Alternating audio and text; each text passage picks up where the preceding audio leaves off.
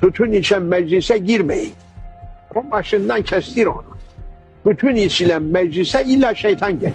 Nefsini zapt edemeyen adam tütün içer. Çünkü tütün en azından malayanidir.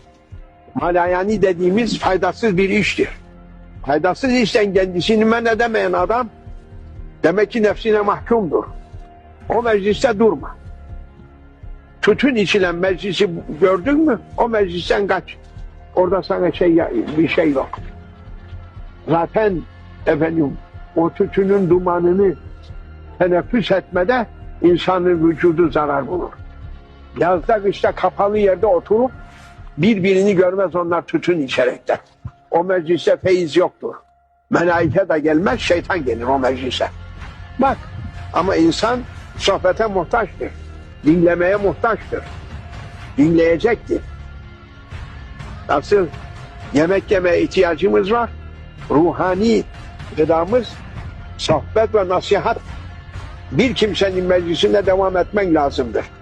Hiç olmadı bir muhlis kardeşin olsun. Onunla otur sohbete. Yalnız kalma. Bir ikinciyi bul. Bu nasihatı sen kulağında tut.